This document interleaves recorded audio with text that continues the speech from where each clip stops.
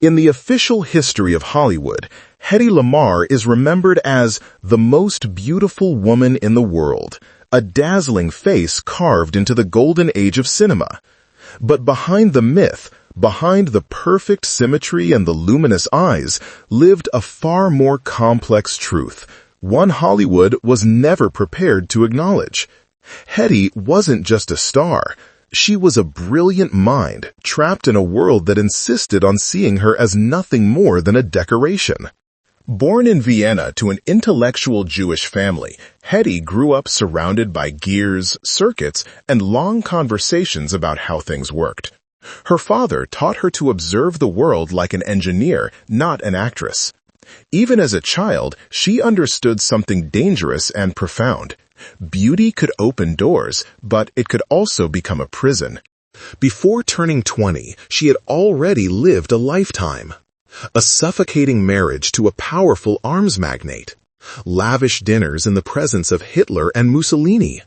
A desperate escape disguised as a maid, fleeing her husband's control with stolen jewelry and a forged identity. And when she finally reached Hollywood, she didn't find freedom. She found another cage. Contracts, manipulation, studios that owned every breath she took, and a world determined to silence the woman inside the icon.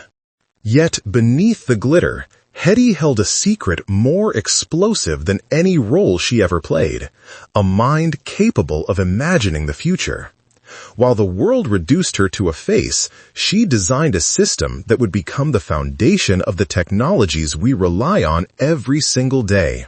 Wi-Fi, Bluetooth, GPS. A revolutionary invention, dismissed, ignored, and left to gather dust for decades. This is the untold story of a woman adored for her beauty, but forgotten for her genius.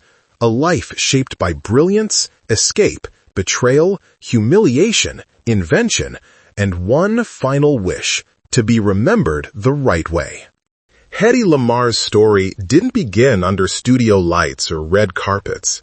It began in a quiet apartment in Vienna, where a curious little girl dismantled music boxes and clocks just to see what secrets they were hiding.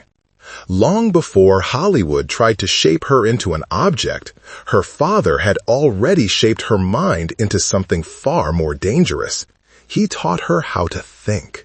Her father, Emil Kiesler, was a cultivated Jewish banker who believed that brilliance should never be confined by gender. While other girls her age played with dolls, Hedy spent her afternoons studying mechanical parts laid out across the dining table. Emil explained how machines breathed, how electricity moved, how each small piece served a purpose. And she listened with an intensity far beyond her years. It was in those moments, simple, intimate, and full of wonder, that the blueprint of Hedy Lamarr was written. From early childhood, her intelligence was unmistakable. Later in life, journalists would estimate her IQ to be in the range of 154 to 160, but numbers hardly captured the truth. Her mind worked differently. She could visualize systems, patterns, and possibilities almost instantly. She could hear a melody and imagine how it might translate into a coded sequence. She could look at a radio and instinctively grasp what could be improved. But in 1920s Vienna, brilliance in a young Jewish girl wasn't something the world knew how to nurture. It was something it feared, ignored, or underestimated. As fascism began to tighten its grip across Europe, Hedy's childhood took on a darker tone. She saw Jewish families disappear. She heard whispers of new laws, new persecutions. Fear became part of daily life, even in the safety of her home. These early shadows didn't break her, they sharpened her instincts. They taught her that danger could arrive quietly, dressed in elegance, smiling at dinner tables. Years later, when she found herself seated near Hitler and Mussolini during her first marriage, she would recognize the same coldness she had sensed as a child. But before the darkness reached her, Vienna embraced a different part of her, her striking beauty.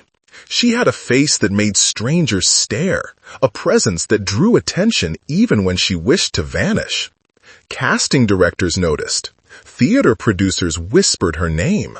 And slowly, the brilliant girl surrounded by gears and equations began stepping into a world that valued her reflection far more than her mind.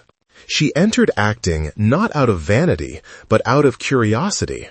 The stage was another machine to her, one with moving parts, timing, rhythm, and emotional circuitry.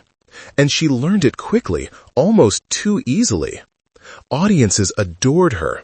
Directors praised her. Newspapers described her as mesmerizing. But with every compliment, she felt something tightening around her, a silent expectation that her beauty would define her forever. By the time she appeared in her first major film roles, Hedy could already see the invisible bars forming around her. The world wanted the actress, not the intellect. The face, not the mind. And although she played along, smiling, posing, performing, she knew her life was being pulled toward a future she had not chosen. Vienna had given her two gifts, a genius shaped by her father, and a beauty the world could not ignore. One would become her legacy, the other would become her curse. And soon, both would lead her into a marriage that would change the course of her life and nearly cost her everything. Hedy Lamarr was only 19 when she stepped into the most dangerous chapter of her life. On the surface, it looked like a fairy tale. She married Friedrich Mandl, one of the richest men in Austria, a powerful munitions magnate nearly 15 years older than her. Newspapers described the wedding as an event of opulence and prestige. What they didn't mention was the chilling truth Hedy would later confess. "I didn't marry a husband. I married a captor." Mandl was obsessed with her beauty, but his obsession wasn't admiration. It was possession. He didn't want a wife. He wanted an ornament locked inside a gilded cage. Almost immediately after their marriage, he began tightening his control. Hedy was forbidden to work in film, forbidden to leave the house without permission, forbidden to speak to anyone Mandl did not personally approve. His jealousy was pathological, and his power made it lethal. Guards patrolled the grounds. Staff reported her movements. Every door in the mansion echoed with the same message: "You belong to me." But Mandl's darkness stretched far beyond jealousy. His empire was built on weapons, ammunition, explosives, military contracts with governments rising on waves of fear. At their dinner parties, Hedy found herself seated among men whose names would soon be burned into history books, business partners aligned with fascism, and on certain nights, even Adolf Hitler and Benito Mussolini themselves. She was expected to smile, to listen, to remain quiet, a silent witness to conversations that chilled her blood.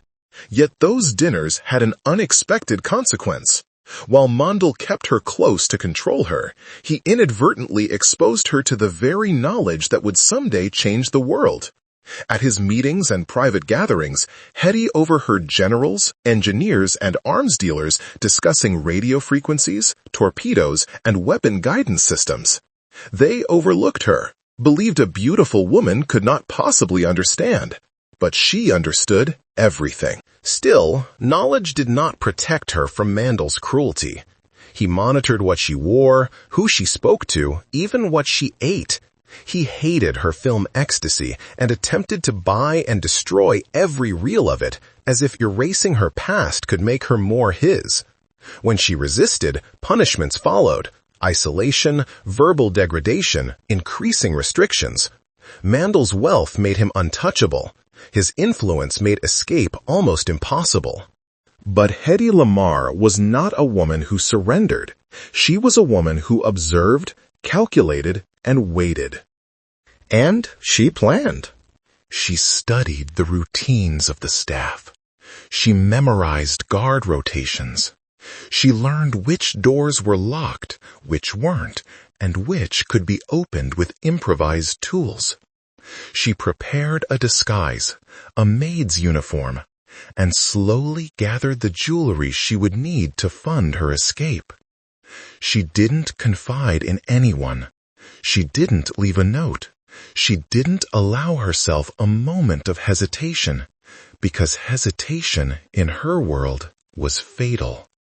One night, when Mondel believed her safely tucked inside his glittering prison, Hedy walked out the back door of the mansion disguised as a servant, carrying only a small bag and the courage of a woman who had nothing left to lose.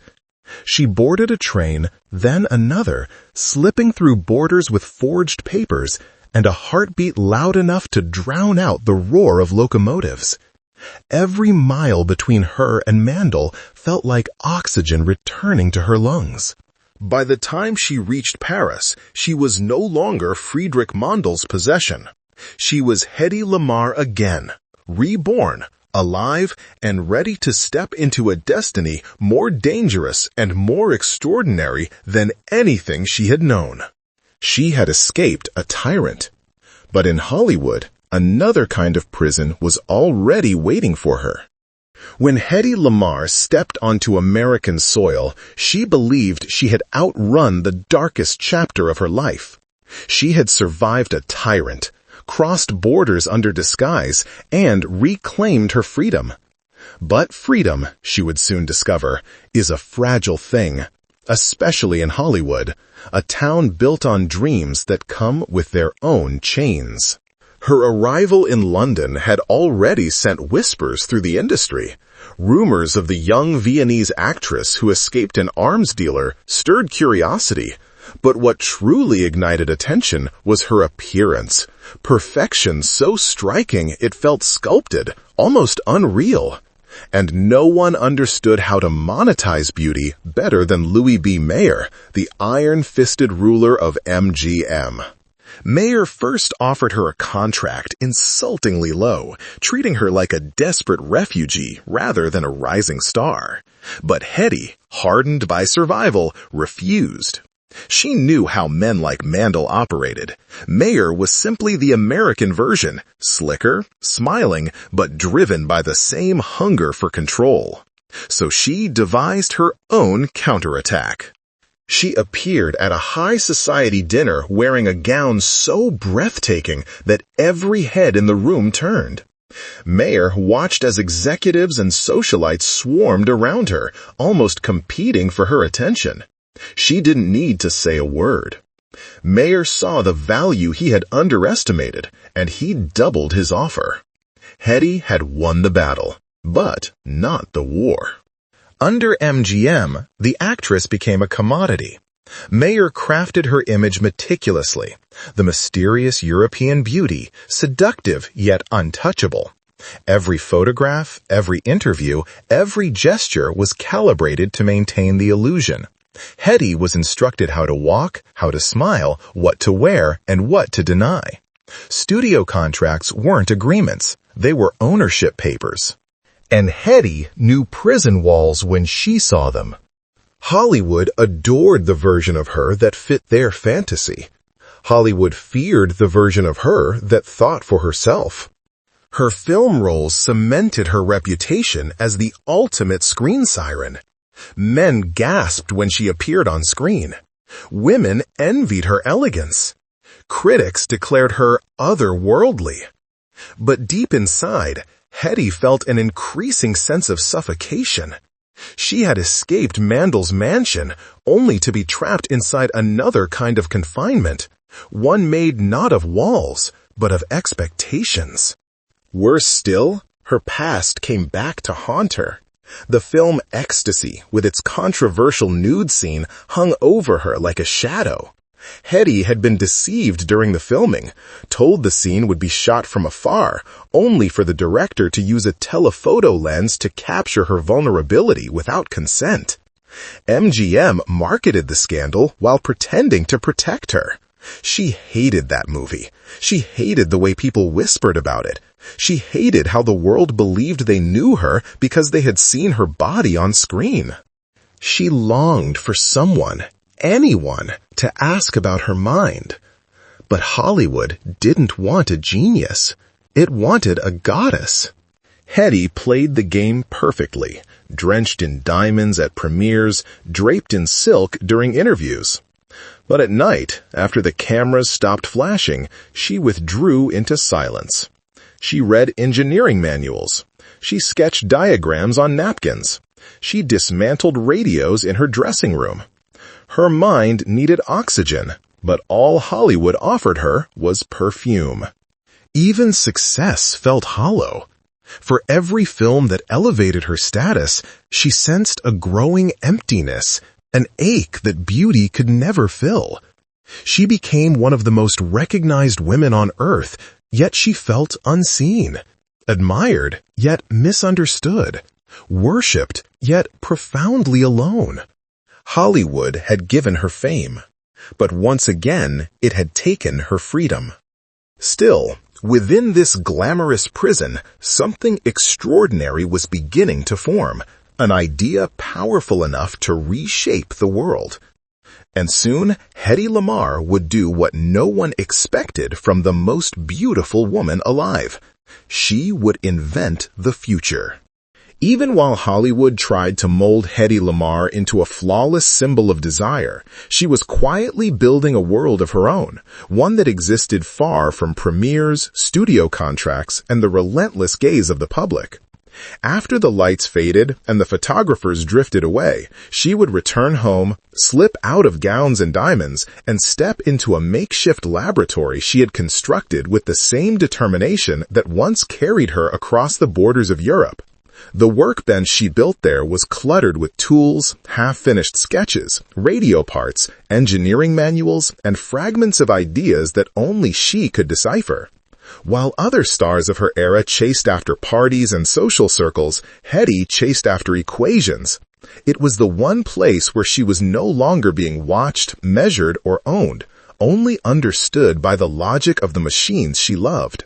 It was in this secret life, hidden behind the illusion of Hollywood glamour, that she crossed paths with George Antheil, an eccentric composer whose fascination with mechanical rhythms mirrored her own fascination with mechanical function. Antheil understood what it meant to be underestimated. He had spent years being ridiculed for his unconventional music. Hedy recognized in him a mind liberated from social expectations, and their friendship quickly grew into a creative partnership that felt almost inevitable. Together, they explored an idea that emerged from the same dark memories Hedy carried from her years as Mondel's wife. Memories of overheard conversations about torpedoes, radio guidance systems, and the terrifying vulnerability of signals that could be intercepted or jammed by the enemy. It was Hedy who saw the flaw first.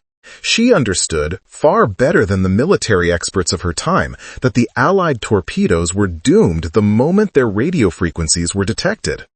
Her mind began searching for a pattern, a way to make the signal untouchable. The solution she imagined was so elegant, so unexpected, that it almost resembled a piece of music. A transmission that would jump from one frequency to another in a synchronized rhythm, impossible for enemies to follow. Antheil proposed using a system inspired by the synchronized rolls of player pianos, and together they built a mechanism that could hop across 88 frequencies, each jump coordinated, each step hidden in plain sight. The patent they submitted in 1942, titled Frequency Hopping Spread Spectrum, contained the DNA of the modern world. Within that idea lay the future of secure communication, encrypted systems, wireless networks, and eventually the foundations of Wi-Fi, Bluetooth, and GPS. Today, billions of devices breathe because of that invention. But in the moment Hedy presented it, hoping to serve the country that had given her refuge, the U.S. Navy dismissed her work with an arrogance that cut deeper than any Hollywood rejection. Officials told her the military had no interest in such theoretical fantasies, and instructed her to contribute to the war effort in the only way they believed she was capable of, by smiling, waving, and entertaining the public. The rejection did not simply deny her a role as an inventor. It belittled her existence. She was told, in subtle and not so subtle words, that the world only valued her beauty, never her brilliance. And so, while her invention was quietly shelved, she was pushed onto stages to promote war bonds, where she raised more than $7 million simply by allowing strangers to touch her hand. The crowds adored her, but the adoration felt hollow. Every dollar she raised reminded her that she was being used as a symbol, not embraced as a mind. Yet she continued to invent in silence, filling notebooks with diagrams of aircraft improvements, chemical formulas, energy tablets, signal systems, and designs no one bothered to take seriously. Studio executives laughed behind closed doors when they heard of her experiments. Engineers dismissed her without reading her notes. Even friends who cared about her never quite understood the scope of her intelligence. And so, as the world celebrated her face, it allowed her genius to disappear into locked filing cabinets and forgotten patents. Her greatest creation would not be acknowledged for decades. By the time the world finally realized what she had given them, Hedy Lamarr had already begun slipping into the shadows, unseen, uncredited, and slowly unraveling under the weight of everything Hollywood had taken from her. Fame has a way of eroding even the strongest foundations, and in Hedy Lamarr's case, it eroded her from the inside out. She had given Hollywood her youth, her radiance, and the illusion of a woman perfectly assembled by the gods. Yet the more she rose, the more she felt something essential slipping away, a sense of ownership over her own life. Her beauty, once a gift, had become a burden that grew heavier with every year she spent under the scrutiny of the public eye. While her mind remained vibrant, her image had become a cage, and the world demanded that she remain exactly as it had first seen her, frozen in time, untouched by age, untouched by pain. Her personal life began to unravel long before the public knew. Hedy married 6 times, each relationship echoing pieces of the prison she had escaped in Europe. Some husbands sought to control her, others to shape her, and a few simply wanted to bask in the glow of her fame without ever understanding the woman behind it. Each marriage ended with a similar feeling, the realization that no one saw her, not really. People loved the idea of Hedy Lamarr, not the human being who lived beneath the shimmering surface. The emotional strain followed her everywhere, and loneliness crept into the corners of her life like a slow-moving fog. She turned increasingly to prescription pills, sedatives to help her sleep, stimulants to help her wake, and more pills to quiet the relentless anxiety of living as an object admired but never known. Hollywood's expectations pressed against her like a relentless tide, and in an industry obsessed with youth, the smallest wrinkle or shadow under her eyes became a looming threat to her survival. It was this fear, this desperate need to remain the flawless icon the world demanded, that pushed Hedy toward plastic surgery, long before such procedures were common or safe. The surgeries were meant to preserve her beauty, but instead they accelerated its collapse. Each operation left new scars, new distortions, new reminders that the world valued her only for something she was losing. Reporters began whispering, magazines began mocking, and strangers who once worshipped her now criticized every change in her appearance as if she were a product that had failed. Hollywood had once crowned her perfection incarnate, and now it devoured her for falling short of the impossible ideal it had created. In the middle of this unraveling, Hedy began experiencing bouts of memory loss, small at first, then increasingly severe. She forgot appointments, misplaced items, wandered through stores confused and overwhelmed. On 2 occasions, she walked out of shops without paying, not out of malice or intent, but because her thoughts drifted in ways she couldn't control. The police reports were humiliating. Tabloids splashed the stories across their pages, and the public, always hungry for a fallen icon, treated her confusion like a spectacle. These incidents wounded her deeply.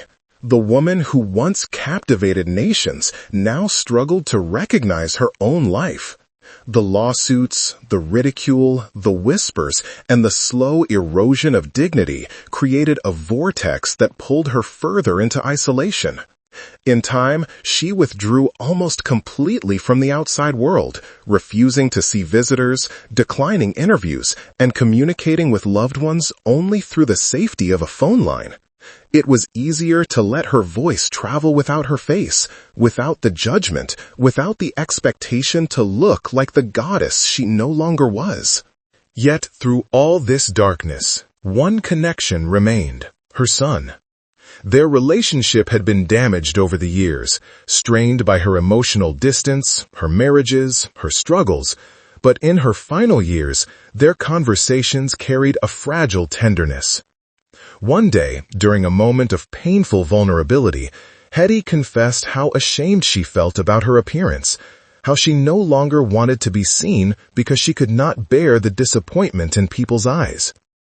Her son reminded her of something she had forgotten in the chaos of her life, that her legacy was not her face, but her mind. And with a voice steady and gentle, he said the words that would echo through the final chapter of her story. "You don't have to be beautiful anymore. You just need to be remembered the right way." In that single sentence, the prison she had carried for decades finally cracked.